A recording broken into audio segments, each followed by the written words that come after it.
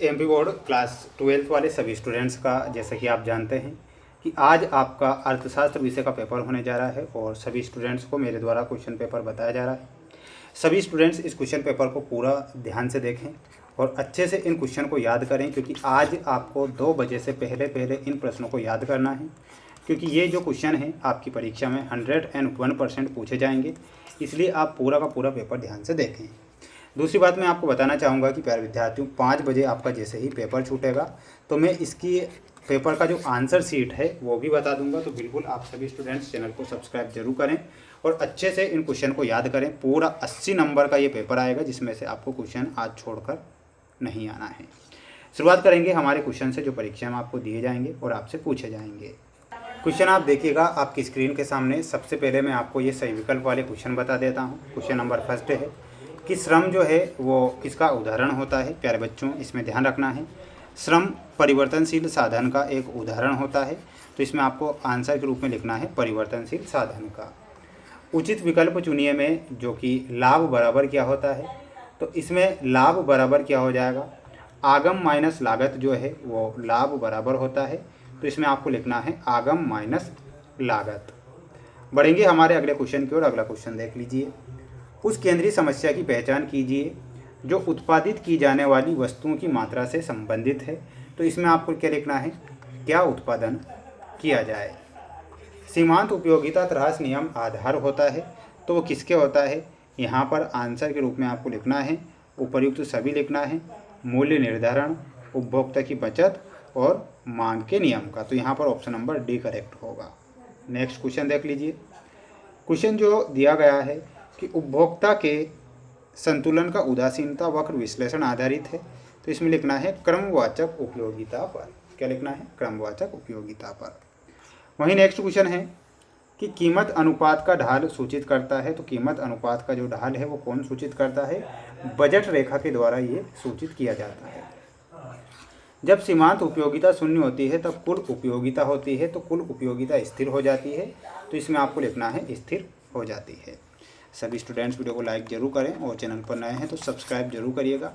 2 बजे से पहले क्वेश्चन पेपर को याद करके ही जाना है, क्योंकि आज आपकी परीक्षा में ये प्रश्न आएंगे और पूछे भी आपसे जाएंगे। रिक्त स्थानों की पूर्ति कीजिए में देखिएगा औसत लागत वक्र का आकार आकृति का होता है। तो लिखना है यू आकृति का।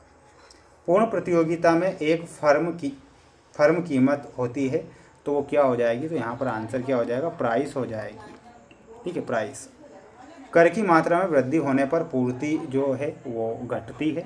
तो इसमें आपको लिखना है घटती है।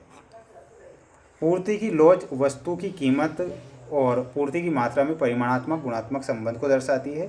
तो यहाँ पर आंसर क्या हो जाएगा, आपका कीमत हो जाएगा। साम्य का आशय संतुलन की स्थिति से होता है। तो यहाँ पर आंसर हो जाएगा आपका साम्य।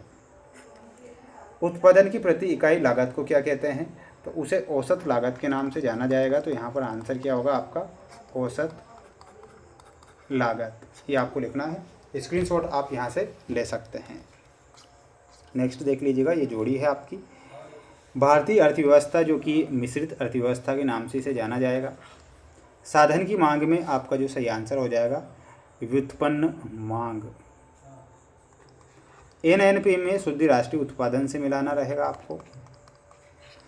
उत्पादक द्वारा यंत्रों का उपयोग में आपको मिलाना रहेगा मध्यवर्ती वस्तुएं। बढ़ई द्वारा लकड़ी का उपयोग में आपको मिलाना रहेगा, ये अंतिम वस्तुओं के अंतर्गत आती है।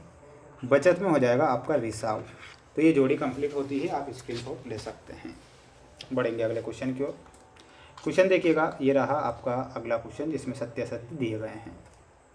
पूर्ण रोजगार से अभिप्राय अर्थव्यवस्था में शून्य बेरोजगारी है, ये गलत होगा। जीएनपी एक राष्ट्रीय अवधारणा है, ये सत्य लिखना है। मुद्रा वह है जो मुद्रा का कार्य करे, तो बिल्कुल सत्य लिखना है। बाद में 10 रुपये के सिक्के का वस्तुमान इसके मुद्रामान से अधिक होता है, तो ये गलत हो जाएगा। वस्तु विनिमय प्रणाली में मूल्य का मापन बहुत कठिन होता है, तो ये सत्य लिखना है। बचत और विनियोग सदैव बराबर होते हैं। गुणक और सीमांत उपभोग प्रवृत्ति में धनात्मक संबंध पाया जाता है, तो सत्य लिखना है। ठीक है, बढ़ेंगे क्वेश्चन की ओर। और ये आपका एक वाक्य में उत्तर दीजिए वाले क्वेश्चन। भुगतान संतुलन में किस प्रकार के सौदे शामिल किए जाते हैं। तो इसमें आपका क्या हो जाएगा, सेवाएं। ध्यान रखना है, सेवाएं सेवाएं और पूंजी व सभी लेन देन की वस्तुएं। क्या लिखना है? सभी लेन देन की वस्तुएं। बचत और आय के बीच क्रियात्मक संबंध को क्या कहते हैं? तो उसे बचत फलन बोला जाता है। क्या बोला जाता है? बचत फलन। औसत उपभोग प्रवृत्ति और औसत बचत प्रवृत्ति का योग होता है, तो वो हो जाएगा 1 के बराबर। तो इसमें क्या लिखना है? 1 के बराबर। उस कर का नाम बताइए जिसका भार कर चुकाने वाले व्यक्ति पर पड़ता है, तो उसे बोला जाता है प्रत्यक्ष कर। क्या बोला जाता है? तो लिखना है प्रत्यक्ष कर। राजस्व घाटा की गणना किस प्रकार की जाती है? तो राजस्व घाटे की गणना की जाती है राजस्व घाटा बराबर कुल राजस्व व्यय माइनस कुल राजस्व प्राप्तियाँ। प्राथमिक घाटा की गणना के लिए सूत्र आपको कमेंट बॉक्स में बताना है। ये क्वेश्चन है जो कि इम्पोर्टेंट है, आप स्क्रीनशॉट लेकर ChatGPT से आंसर जल्दी से निकाल कर रिविज़न करके जाना। चैनल पर नए हैं तो चैनल को सब्सक्राइब जरूर करना, क्योंकि आपको बिल्कुल बेस्ट और मोस्ट क्वेश्चन डेली मैंने बता रहे हैं। बिल्कुल 5 बजे आपका जो आंसर शीट रहेगी वो भी बता दूंगा। बिल्कुल निश्चिंत रहें। जय हिंद।